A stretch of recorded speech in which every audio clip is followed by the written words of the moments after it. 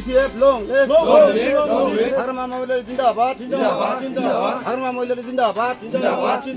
Sukuma Devnath Zindabad Sukuma Devnath Zindabad BPF long live BPF long live ইয়াত MCLA আৰু EMO আছে আৰু ইমান বছৰৰ পিছত ফাৰ্ষ্ট টাইম EM পাইছে কুকজাং সমষ্টিত তাৰপিছত আপোনালোকে কিবা ডেভেলপমেণ্টৰ ক্ষেত্ৰত একো হোৱা নাই বুলি সাধাৰণতে ক'বলৈ গ'লে এখন গাঁৱৰ বা এখন অঞ্চলৰ ডেভেলপমেণ্ট বুলি ক'বলৈ গ'লে প্ৰথমতে ৰাস্তা ঘাটবিলাক আহে মঠ মন্দিৰবিলাক আহে কিন্তু আমি আগতে শুনিছোঁ কাম আহিব হ'ব বুলি কিন্তু এতিয়ালৈকে সম্পূৰ্ণ হোৱা নাই আৰু আমি এইফালেদি বহুত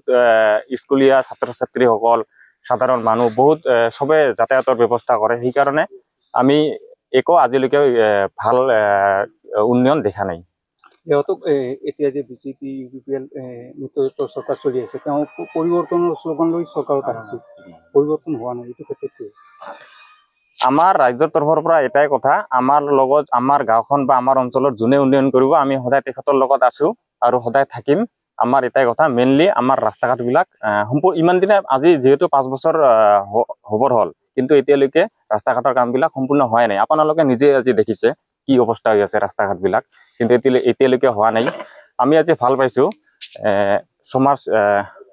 সমাজকৰ্মী তথা BPF দলৰ প্ৰাৰ্থী সুকুমাৰ দেৱনাথ ডাঙৰীয়া আহি গৈছিল আৰু তেখেতে কথা দি গৈছিল ৰাস্তা ঘাটবিলাক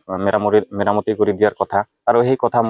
কথা মৰ্মে আজি আমাৰ গাঁৱত ৰাস্তা ঘাটবিলাক মেৰামতিৰ কাম আৰম্ভ হৈছে আমি খুবেই ভাল পাইছোঁ 7 নং ফকিৰাগ্ৰাম সমষ্টিৰ অন্তৰ্গত আমাৰ কাশীবাৰী গাঁৱৰ ৰাস্তা ঘাটবিলাক বহুত দিনৰ পৰা জৰাজীৰ্ণ অৱস্থাত আছিল তাৰপিছত আমি কেইদিনমান আগতে সুকুমাৰ দেৱনাথ ডাঙৰীয়া আমাৰ গাঁৱত আহি গৈছিল সমস্যাসমূহ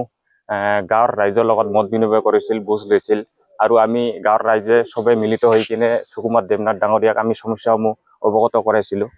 আৰু তেখেতে কথা দিছিল কেইদিনমানৰ ভিতৰতে আমাৰ ৰাস্তা ঘাটবিলাক মেৰামতি কৰি দিয়াৰ কথা সেই কথা মৰ্মে যোৱাকালিৰ পৰা ৰাস্তা ঘাটবিলাক মেৰামতি কৰা আৰম্ভ হৈছিলে আৰু এতিয়ালৈকে কৰি আছে সম্পূৰ্ণ হোৱা নাই যদিও কাম চলি আছে আমি তেখেতক আমাৰ ফালৰ পৰা ধন্যবাদ জনাইছোঁ আৰু আগন্তুক ইলেকশ্যন আহি আছে যিহেতু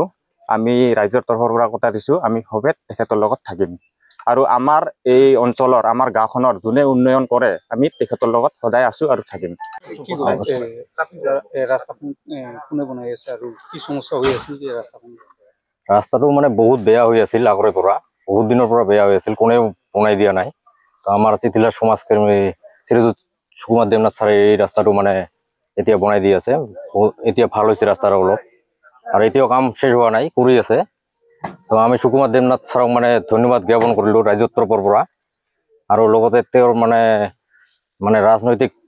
যিহেতু কিবা মানে এইবাৰ ভোটত খেলিব তেওঁক মানে আমি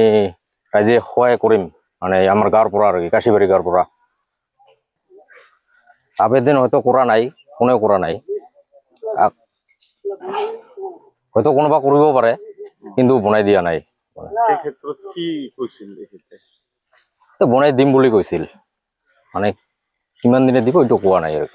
ইমান দিনে 5 বছৰ কমপ্লিট হ'ল ইমান দিনে ইজনে ৰাস্তাখন বনাই দিয়ে নে এইটো ক্ষেত্ৰত কি ক্ষেত্ৰত আমি তেওঁক বনাই দিব লাগিছিল ৰাস্তাটো আমাৰ কিন্তু বহুত দেৰি কৰিলে আমাৰ বহুত মানুহে এই ৰাস্তা দি যাব পৰা নাই মানে পৰি গৈছে বহুতে যেতিয়া আপোনালোকে সুকুমাৰ দেৱনাথ এইখন সভা পাতিবলৈ কৈছিল আমাক ৰাইজৰ তৰফৰ পৰা আমি সভাখন পাতিলোঁ ছাৰে আহিছিল আহি কৈছে 4-5 দিনৰ ভিতৰত ৰাস্তাটোৰ কাম কৰি দিব কিন্তু এতিয়া যেনেকৈ কৈছে তেনেকৈ কৰি দিছে